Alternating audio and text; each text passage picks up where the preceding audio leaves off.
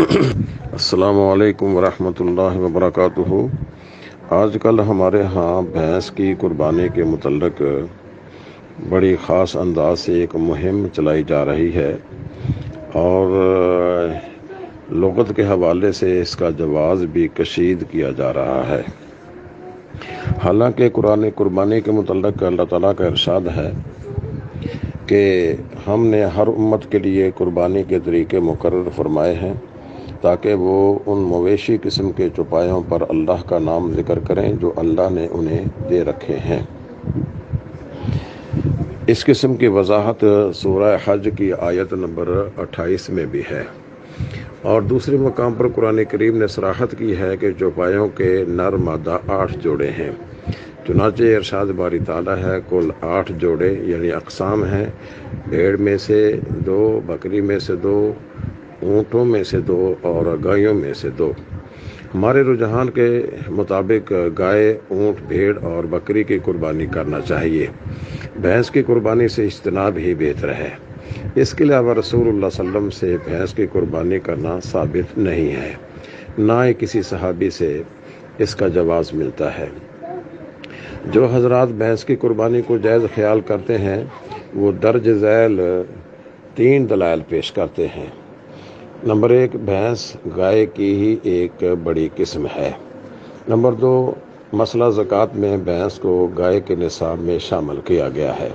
Number 3، ایک حدیث پیش کی جاتی ہے کہ بھینس کی قربانی میں 7 حصے دار ہو سکتے ہیں، لیکن علمی اعتبار سے ان دلائل کی کوئی حیثیت نہیں ہے، جیسا کہ ہم اس کی وضاحت کرتے ہیں۔ بھینس کو گائے کی قسم قرار دینا کئی ایک اعتبار سے محل نظر ہے، کیونکہ بھینس کے دودھ سے برآمد ہونے والا مکھن سفید اور گائے کا مکھن پیلی رنگت کا ہوتا ہے۔ نمبر 2، بھینس کے سینگ چوڑی دار اور خوبصورت ہوتے ہیں، جبکہ گائے کے سینگ کبھی چوڑی دار نہیں ہوتے۔ بھینس گندے پانی اور کیچڑ میں بیٹھ جاتی ہے، جبکہ گائے ایک صاف ستھرا جانور ہے جو کیچڑ میں نہیں بیٹھتا۔ سب سے نمایاں فرق اس کے بچے کی پیدائش کا ہے کہ گائے کا بچہ 9 ماہ بعد پیدا ہوتا ہے، جبکہ بھینس 11 ماہ میں بچے کو جنم دیتی ہے۔ اور آخری یہ ہے کہ گائے کھیتی باڑی میں استعمال ہوتی ہے، جبکہ بھینس اس کام کے لیے استعمال نہیں ہوتی ہے۔ پھر اس کے گوشت میں بھی تاثیر ان کی الگ الگ ہے۔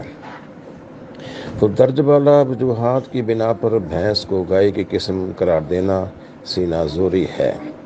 اس میں شک نہیں ہے کہ مسئلہ زکوٰۃ میں بھینس کا وہی حکم ہے جو گائے کا ہے، جیسا کہ امام مالک رحمہ اللہ نے لکھا ہے، لیکن مسئلہ زکوٰۃ میں گائے اور بھینس کو جمع کیا جا سکتا ہے۔ لیکن امام مالک رحمہ اللہ نے قربانی کے باب میں گائے کے ساتھ بھینس کا ذکر نہیں کیا ہے۔ دراصل کچھ مسائل احتیاط کے اعتبار سے 2 پہلو رکھتے ہیں اور عمل احتیاط پر کیا جاتا ہے۔ بھینس کا معاملہ بھی اسی طرح ہے۔ اس کے 2 پہلو ہیں، مسئلہ زکوٰۃ میں زکوٰۃ دینے میں احتیاط ہے اور مسئلہ قربانی میں نہ دینے میں احتیاط ہے، کیونکہ اس کی قربانی کے متعلق علماء امت میں اتفاق نہیں ہے۔ جن حضرات نے بھینس کو گائے کی قسم قرار دیا ہے وہ زکوٰۃ کے اعتبار سے صحیح ہو سکتا ہے، بصورت دیگر یہ دونوں الگ الگ اجناس ہیں، جیسا کہ ہم نے اس کی وضاحت کی ہے۔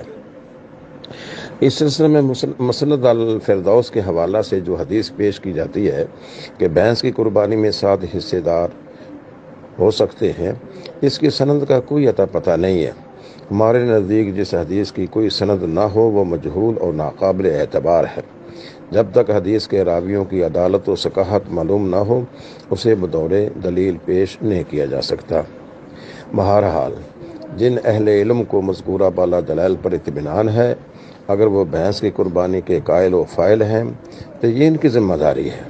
البتہ بھینس کی بجائے گائے کی قربانی رسول اللہ صلی اللہ علیہ وسلم کے قول، عمل اور تقریر سے ثابت ہے، اور صحابہ کرام نے بھی اسی گائے کی قربانی کو ہی پسند کیا ہے۔